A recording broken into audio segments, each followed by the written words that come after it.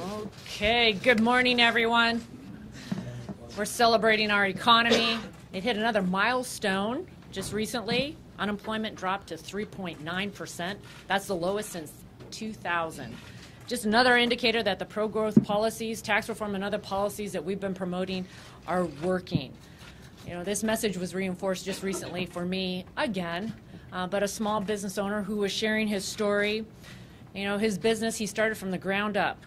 He started with a junk and trash removal business, and he at first was renting his U-Haul.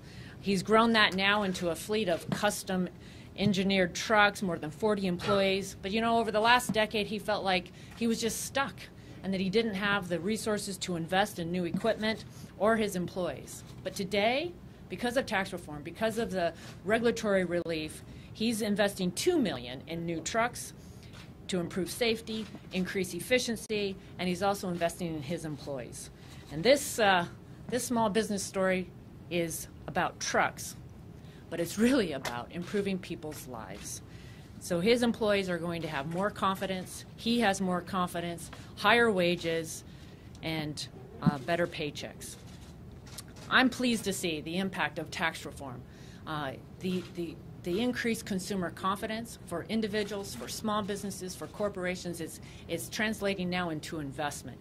And we're just continuing to see tax reform being implemented all across this country. Last week was Small Business Week. We were in our districts. This week we have more bills on the floor around small business. One of the bills that I've introduced is incentivizing small business investment companies, the SBICs, to go to those underserved areas. We don't have any in Washington State, but we'd like to have some.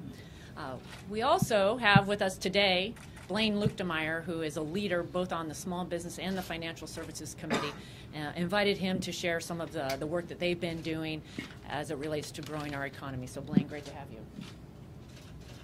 Thank you, Kathy, and great to be with all of you this morning, and thank you for the opportunity to sort of share a few thoughts. You know, one of the greatnesses of our country is the economic freedom that we have, and the economic freedom is something that we can protect by allowing the people to keep more of their money through tax cuts and also take rules and regulations off their back. You know, things that we've seen in the Financial Services Committee are that we're losing one community bank or credit union today because of rules and regulations, and it's those sorts of institutions that make loans to small businesses, and small businesses drive our economy. And it's those small businesses that help our local communities make those communities work. And it's the tax cuts that really have invigorated the small businesses over the last several months. The tax cuts that I see back home are laying the groundwork for what I always talk about it in terms of a train leaving the station. We've laid the groundwork, we've got the train fired up, and now we're getting ready to leave the station. And a lot of foreign countries are waiting to hook their wagon to our train as we leave this, not only this country, but this world economically. But it's all driven by small business. Small businesses produce 70% of all the new jobs, and it's this tax cut that's actually put money back in their pockets to be able to reinvest into their businesses and the local communities, and by doing that, we're going to grow our economy and get us back on track. I'll give you two quick examples. My wife and I are redoing our basement at home, and after the tax cut, she went to the local floor covering store, and the lady there said, "Hey, tell Blaine thank you so much for the tax cut. It's going to make several $1,000s worth of difference for our businesses." This is like a 3 or 4 person business. Talked to the local car dealership not too long ago. February in Missouri was a horrible month weather-wise, and normally it's a weak month for the car dealers as well. He said he had one of the best Februaries he's ever had because people were coming in with that $1,000 bonus check and saying, "Hey, I've got a down payment now for my car," or looking at their paycheck. We got a couple $100s more in our paycheck to be able to make those payments on a new car or a different car. It's those sort of stories that occur over and over again as you see small businesses becoming engaged again, which they had not been over the last several years, to be able to grow our economy and get our local communities going.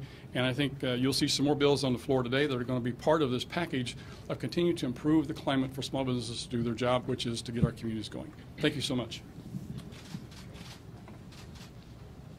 Good morning.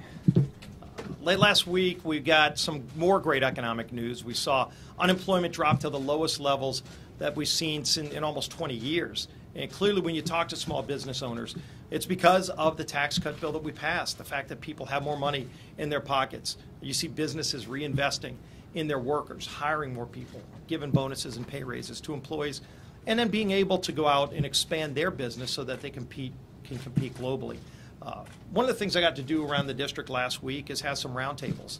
And one of the roundtables we had was with a lot of technology companies in Louisiana, some large, medium, and small-sized companies. And we had FCC Chairman Ajit Pai join us. And it was amazing when you hear a lot of these companies talk about the growth in the technology industry and the things that they're able to do now because of the tax cut bill that we passed. Just this morning, maybe an hour ago, Nancy Pelosi gave a press conference. And, of course, she announced that she wants to run for Speaker again if the Democrats get the majority. You know what Nancy Pelosi said she would do on the heels of all this great economic news that we're seeing because we cut taxes?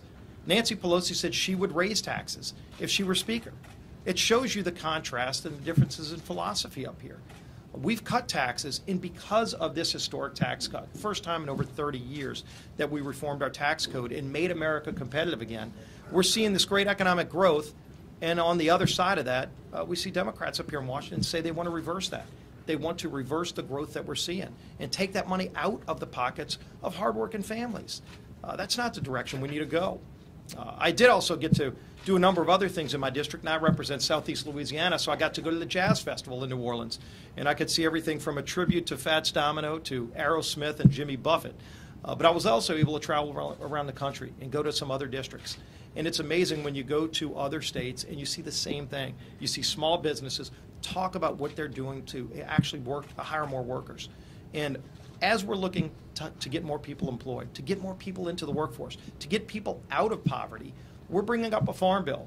And yesterday we had the Secretary of Agriculture, Sonny Perdue, come and talk to the WHIP team about this great farm bill. That not only deals with farm policy, but it also deals with reforming our broken welfare system. And at a time when companies are looking for workers, we have a bill that's actually going to help people get out of poverty and create independence out of dependency.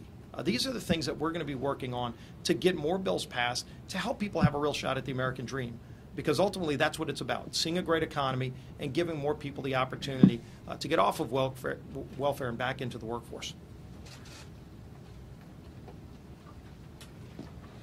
I was talking to Steve last week. He's telling me he's going to the Jazz Festival. I didn't know how Aerosmith was part of the Jazz Festival. I said it was. What a difference 1 year makes and what a difference a new administration makes. The American people today feel more secure and more prosperous. Let's think, just in 1 year, 2 million more people have jobs. Unemployment at 3.9, you have not seen that in more than 18 years. If you're in America and you're moving on to college, no longer do you fear that you're going to have to move back with your parents when you get out, because you're entering one of the strongest economies to look for a job in decades. Look at more than 48 out of 50 states, your electrical bill has been lowered because of this tax bill.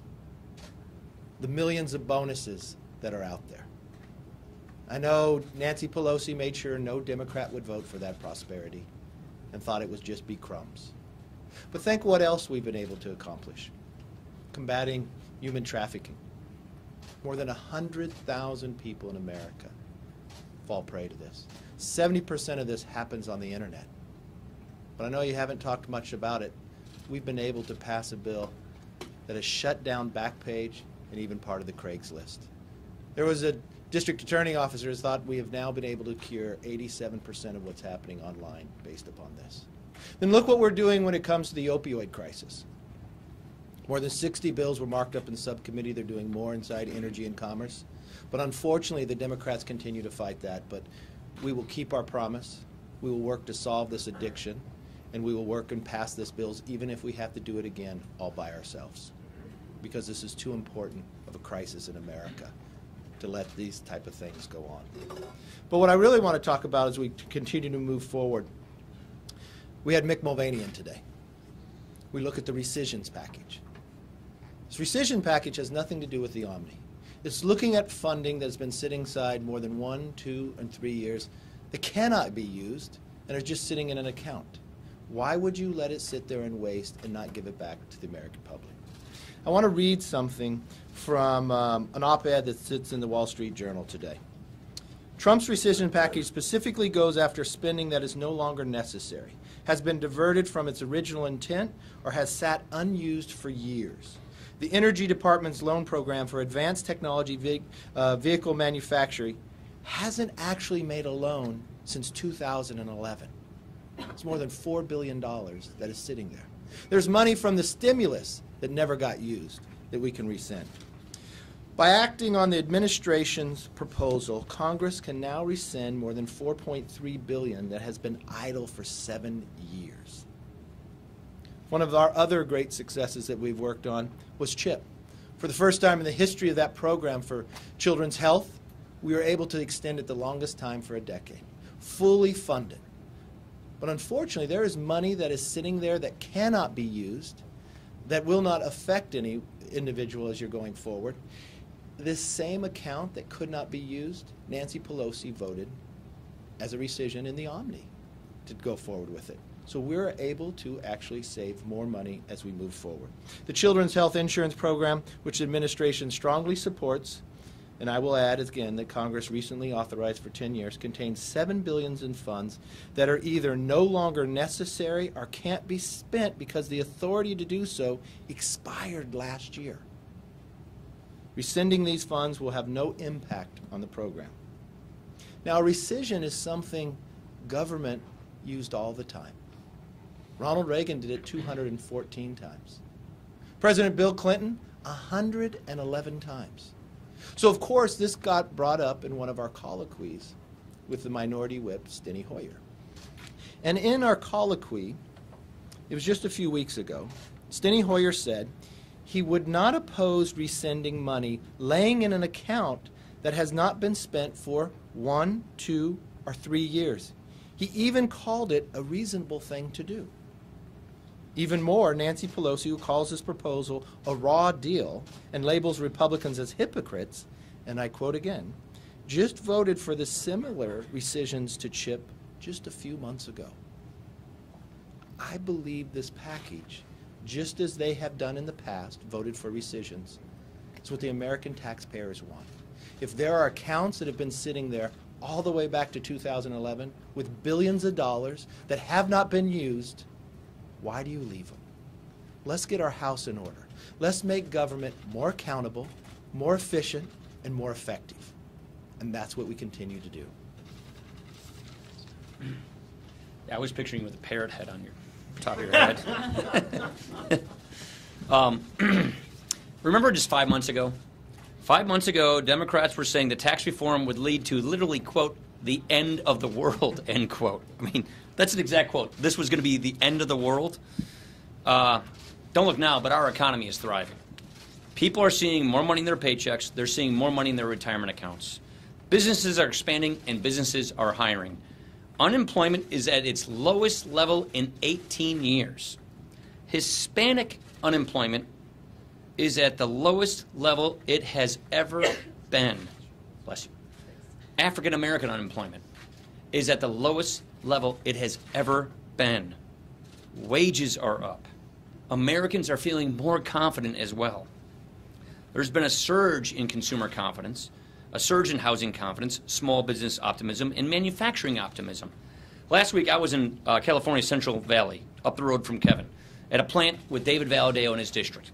MEC. It's a company that makes boom lifts and scissor lifts. It's a classic small-town company making things right here in America. MEC is on track to double their sales this year over last year. Already, they have awarded bonuses to all of their workers. They are now matching their 401k contributions, and they are planning on hiring more workers. This is the difference tax reform is making across the country. And tax reform is helping bring an end to years of economic uncertainty and stagnation. Now, we've got a lot more to do. Today, we're taking action for more relief for burdensome regulations. That's also a real tax on businesses and jobs and workers. We're working on reforms to get more people out of poverty and into the workforce. We need to make sure that workers have the right skills they need to get a job and a good career. Right now, our economy is thriving. Americans are right to feel good about how things are going. We have not seen those kinds of optimism statistics in a long, long time. So we're going to keep pushing. We're going to keep pushing to close the skills gap, to close the opportunity gap, to make sure that all these jobs that are being made available are being filled with workers who are getting great careers and good lives and going from poverty and welfare to work so that they can find their own vision of the American idea. That is what our Better Way agenda was all about. It is what we are in the middle of executing and implementing right now, and we're really excited to see the great economic news that comes as a result of all these things that we've been working on. Questions? Erica. Oh, excuse me, Mr. Speaker. I'm wondering if the House is going to be taking up the Dodd-Frank banking bill that the Senate passed. Yeah, so I had a good meeting with the majority leader over the break on this, and so we've got an agreement to be moving different pieces of legislation. So we will be moving the Dodd-Frank bill. We're also going to be moving in the Senate a package of bills that we think will actually add to this, that the Financial Services Committee has acted on as well. Chairman Hensling's working with them on that. This work period, you're going to be doing that? Yes, this Are you referring to this week? No. not this week, no. This work period. What do you consider work period? Yeah, Well, before Memorial Day. I'll defer to him. We'll let you know when we schedule. All right. Baraboo. There'll be announcements soon. Baraboo. I understand that you have spoken with the House chaplain a couple of times since he retracted his letter of resignation last week. What have you told him, and are you guys able to put this controversy behind you? Absolutely. Father Pat and I had a good cup of coffee this morning. We talked about how to improve the services going forward. We're going to keep talking to make sure that I think we can ultimately make improvements so that everyone has access to the pastoral service they're looking for. And so we had a good meeting this morning. We're going to keep talking, and I feel good about where things are. Julie Grace. Are you supportive of Devin Nunes' push to hold sessions in Kentucky? Is that something that could come? I haven't spoken to him about it, so we have not discussed this. We expect the administration to comply with our document requests as a matter of form for the executive branch and our legislative branch oversight. So I haven't spoken with Devin about this. We have a thorough process we go through, but we clearly expect the administration to honor our document requests. Last question. My name. Some Democrats have called on the House to investigate whether or not there's a campaign finance violation. In 2016, the president's campaign, Michael Cohen paid off Stormy Daniels. Do you think that Yeah, I was going to say, do you think that there's any role for Congress to investigate whether or not there's a campaign finance? I think that's up to the FEC. Thanks. Appreciate it. Very good.